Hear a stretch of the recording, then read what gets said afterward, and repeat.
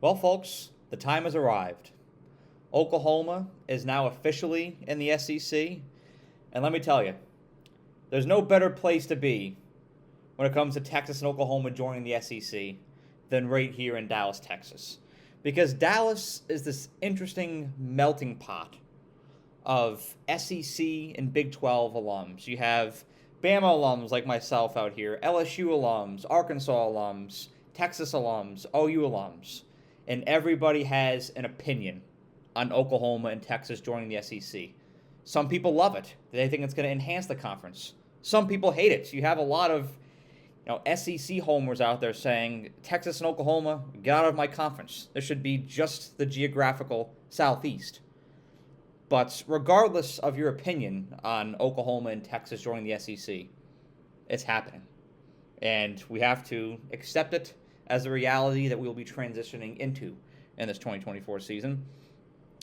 And the real burning question is, how will Oklahoma fare in the SEC in this opening season of 2024 and in these years to come?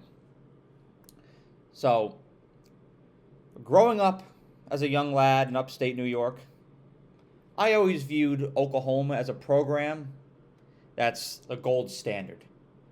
For a while, they were pretty much a lock to win the Big 12. They were like Kansas in basketball growing up. Like, they were going to win the Big 12. It was inevitable. They were the gold standard. But I also viewed them as a team that was top-heavy. Explosive offense, but a defense that's subpar and very porous. Allows a lot of yards, allows a lot of points. And what's the SEC always been known as? It's always been known as a conference that prides itself on physicality and defenses that hit hard and make stops in crucial times. But what does Oklahoma have now that didn't have before? Brent Venables, who's a defensive-minded head coach, and he has been absolutely transformative on that side of the ball so far during his short tenure as Oklahoma's head coach. And it's funny because growing up, my friends and I would make bets with each other on if Oklahoma would allow more or less than 35 points in a game. And now Oklahoma actually has a defense. It's wild to see. In fact, Oklahoma had defensive efficiency of 76.7 last year, which ranked 11th nationally, and they played physical. They hit hard, but most importantly, they made big stops and big spots when they needed to, when there was a lot of urgency. Those are the values that Brent Venables injected into that defense at Clemson, and you saw how hard they hit. You saw how reliable that defense was in big spots, and he has brought that to Oklahoma, and it's scary because Oklahoma has always been a very offensive-oriented team, but now that it has a defense, it is scary. What's also scary is Oklahoma's returning production on the defensive side of the ball. 86% returning production. That's almost the entire defense. 11 of Oklahoma's 13 top tacklers are returning this year, including Danny Stutzman and Billy Bowman Jr. And both of these guys are absolute dogs. Danny Stutzman had 104 tackles last year, which is insane, absolutely off the charts. He had an amazing season last year. So Oklahoma has all of that returning production. And I have to mention that they were able to land Dominic Williams, the defensive tackle out of TCU, out of the transfer portal. And that's something that just didn't happen in past years. They were able to land Dominic Williams over LSU and Texas. LSU and Texas were both trying to get him. And in past years, Oklahoma would not be able to snatch a defensive tackle from either of those two programs. But now Oklahoma is a destination. It's a place that defensive players want to play at. Oklahoma is not known for defense in past years, but now they are, and defensive players want to play for Brent Venables' defense because they saw what those Clemson defenses did. And granted, he's not the DC at Oklahoma, but he has enough influence as a defensive-minded head coach that those defensive players are going to be developed in a way now at Oklahoma to get them prepared for the next level for playing in the NFL that perhaps they wouldn't be in past years. So now Oklahoma has the ability to snatch defensive players out of the transfer portal from places like LSU and Texas, who would have been able to easily land defensive players over Oklahoma in the past. So that's scary. They have that ability now. This is a very experienced, very seasoned defense this year, led by a defensive-minded head coach, and I can't wait to see what they do. Now, on the offensive side of the ball, there isn't as much experience. Oklahoma does have a new offensive coordinator in Seth Littrell, and only 4 players who started more than 6 games for the Sooners last year returned to play this year. However, neither of those things are anything to be concerned about, because I have confidence in Seth Littrell as a more than competent offensive coordinator who's going to squeeze all the juice that the Oklahoma offense has out of it.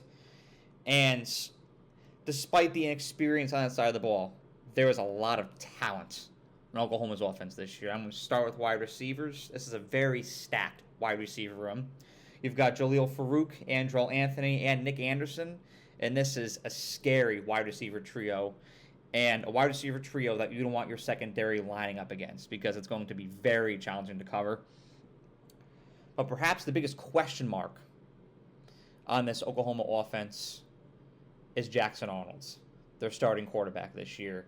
Now, he was second on the depth chart last year to Dillon Gabriel, and Jackson Arnold is a former 5-star quarterback that Sooner fans have been pumped for years. They've been very excited about this young man. Whenever I talk to Oklahoma fans, it's always one of the first things that they say is Jackson Arnold. I can't wait to see Jackson Arnold play this year. The kid's an absolute stud. He's going to light it up. I can't wait to see what he's going to do. And I have to agree with them, because I think that as a former 5-star quarterback, he has a very high ceiling and a lot of potential. And in fact, we were able to see a little bit of Jackson Arnold last year. Against Arizona in the Alamo Bowl, he made some dazzling plays. He made some electrifying plays. He had some moments of promise. However, he also had several blunders and turnovers in that game, which is something come to expect from a young quarterback. You know, he's coming to play in a bowl game. It's high stakes. There's a lot of eyes on him. But I think that as you see him play week by week this year, you'll see him get more and more comfortable. The question with Jackson Arnold is he one of those younger quarterbacks that's going to get inserted and immediately thrive, immediately flourish, like a Bryce Young or a Trevor Lawrence, just automatically have it, making the right reads, making the right decisions, making the right plays at the right times?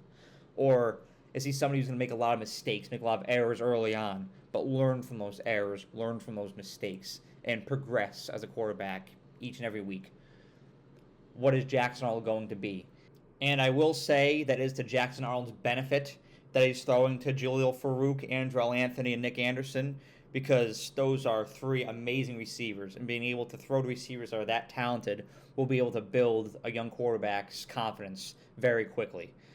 So how Jackson Arnold performs this year, who he is this year, and who he is in years to come is going to have a huge impact on Oklahoma's trajectory and the way that they adjust to life in the SEC. And you also have to factor in schedule. We always talk about schedule on the air, and that is no different in the case of Oklahoma. So, in the case of Oklahoma this year, the schedule is a little challenging. They have to go on the road to Oxford to play Ole Miss, very talented football team. They have to go on the road to play LSU in Baton Rouge. Going to Death Valley is always a daunting challenge. And they have to go on the road to play Mizzou, who I personally think is one of the best teams in the SEC this year. I've made that clear in past videos. So that's a big welcome to the SEC for the Sooners, and it's going to be challenging. And not to mention, Oklahoma has to host last year's SEC champion, Alabama, in Norman in November. I'll be at that game. I'm psyched. I can't wait to watch those 2 Crimson teams go head-to-head. But this is a challenging schedule for Oklahoma, and it's going to be a big wake-up call. But I think that Oklahoma will use this year to build off of. I think that they're going to grow slowly and incrementally into the SEC. But ultimately, I think Oklahoma will be a great fit. This year, I can see realistically 8-4 or 9-3. But as the years go on, I think you'll see their records consistently get better and better in the SEC as they get more adjusted to life within the conference.